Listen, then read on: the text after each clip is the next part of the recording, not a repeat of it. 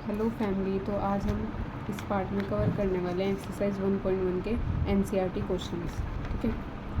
Figure 1.3 shows Riyan's room with point O A B C marking its corner the X and Y axis are mark in the figure. Point O is the origin. देखो, आपको ये figure given है। ये क्या है? Riyan's room with point O A B C. O is the origin. ठीक है। First का ये आपको चार पार्ट दिए हैं इस क्वेश्चन में। Referring to figure 1.3 answer the following question. ये फिगर 1.3 गिवन है, इसके आपको आंसर करना है। फर्स्ट पार्ट कह रहा है if D1 R1 represent the door of Riyan's room. देखो, ये D1 पॉइंट, ये दिख रहा होगा आपको D1, और ये R1 पॉइंट, ये क्या रिप्रेजेंट कर रहे हैं? रियान्स के रूम के डोर को। How far is the door from the left wall. Left wall से डोर कितना दूर होगा, डिस्टेंस बताना है आपको। देखो, ये वाई एक्सिस है और ये एक्स एक्सिस, ये वाई एक्सिस है और ये एक्स एक्सिस, ये लेफ्ट वॉल है। ठीक है। तो लेफ्ट वॉल से how far is the door मैंने बताया था D1 से R1 तक का आपका डोर है। तो डोर का स्टार्टिंग पॉइंट तो मतलब D1 है ना। तो कितनी दूरी है यहाँ से लेकर यहाँ तक के आपको O पॉइंट से, ओरिजिन से D1 तक की डिस्टेंस बतानी है। अब देखो, ये O से D1 अगर आपको दिख रहा है तो ये 1 2 3 ये पूरा 8 यूनिट है। एक्स एक्सिस पे कितना है? ये 8 यूनिट। तो मतलब फर्स्ट पार्ट का कितना डोर कितना दूर है लेफ्ट वॉल से? 8 यूनिट। तो आप यहाँ से लिख सकते हो क्वेश्चन 1 का फर्स्ट पार्ट।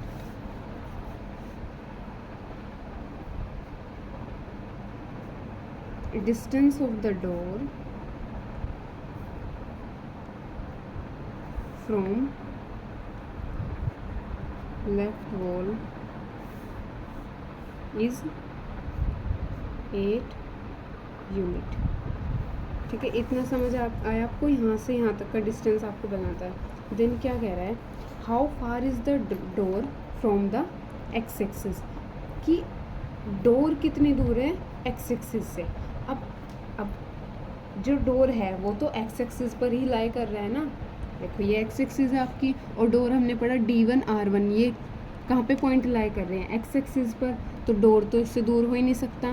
तो ये क्या हो जाएगा? यहाँ पर 0 हो जाएगी, ये डिस्टेंस 0 आ जाएगी। 0 कि अब इसके लिए इसको हम कैसे लिखेंगे?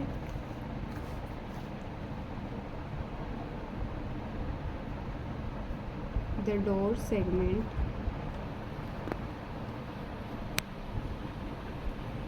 D1 to R1 is drawn right on the x-axis itself because it is lying flat on this line so that the distance from x-axis is 0 unit. ये समझ आया आपको? नेक्स्ट पार्ट कह रहा है, सेकंड पार्ट क्या करते हैं? नेक्स्ट पार्ट कह रहा है what are the coordinates of D1। अब आपको कोऑर्डिनेट्स बताने हैं। कोऑर्डिनेट्स यहाँ पे D1 देखो, अब ये वाई एक्सिस तो नहीं चला कुछ भी, तो मतलब वाई एक्सिस वाई वाला पॉइंट कौन कितना हो गया? 0। बट ये एक्स एक्सिस चला है, यहाँ तक ये चलने का, यहाँ तक जो यहाँ से यहाँ तक का डिस्टेंस है वो 8 है। तो कोऑर्डिनेट क्या लाते हैं? Coordinate of D1 8,0। आपको पता है पहले एक्स एक्सिस लिखी जाती है, वाई एक्सिस वो एक्स एक्सिस पर चला है, वाई एक्सिस पर नहीं गया, तो वो 0 हो जाएगी। ठीक है। Third point, if R1 is the point 11.5, R1 देखते हैं। अब अगर हम R1 के कोऑर्डिनेट्स निकालें तो वो तो देखो यहाँ से यहाँ तक एक्स एक्सिस पे 11.5, वाई एक्सिस तो नहीं चला तो 0, ठीक है। How wide is the door, door कितना वाइड होगा, do you think this is a comfortable width for the room door if a person in a wheelchair want to enter the room, if will he she be able to do easily। तो कोई ये कह रहा है क्या वो person, अगर कोई पर्सन व्हील चेयर से अंदर जाने के लिए एंटर करता है, रूम में एंटर करता है, तो या क्या वो कंफर्टेबल हो पाएगा, क्या वो जो उसको रूम का डोर वो छोटा तो नहीं पड़ जाएगा व्हील चेयर को अंदर जाने के लिए। अब इस क्वेश्चन को कैसे कर सकते हैं, देखो आपको पता है D1 और R1 क्या है, विड्थ है रूम की, D1 से R1 क्या है, विड्थ है रूम की। अब अगर आपको इसकी लेंथ विड्थ पता करनी है, ठीक है, तो आप क्या करोगे,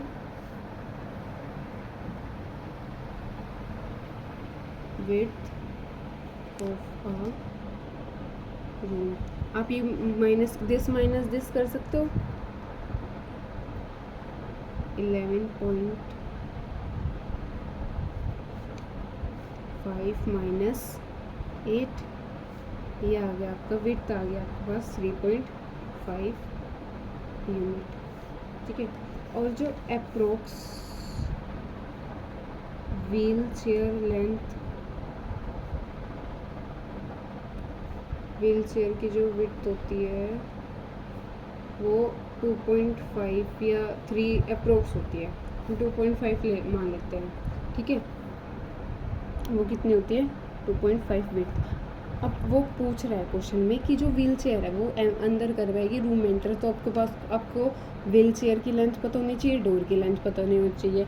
अगर डोर की लेंथ बड़ी हो जाती है व्हील चेयर की लेंथ से तो मतलब वो इजीली एंटर कर पाएगी, बट अगर वो व्हील चेयर की लेंथ बड़ी हो जाती है किससे, डोर से, तो वो इजीली एंटर नहीं कर पाएगी। तो अब बताओ किसकी लेंथ बड़ी है, क्या वो इजीली एंटर कर पाएगी। देखो आपने निकाला कि विड्थ ऑफ अ रूम तो आई 3.5 और व्हील चेयर की विड्थ कितनी आ गई 2.5, तो क्या वो पर्सन इजीली एंटर कर पाएगा, तो सो 3.5 is a comfortable width, yes,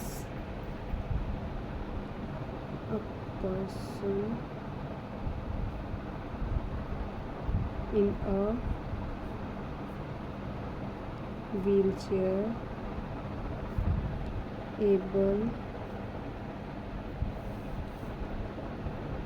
easily able to enter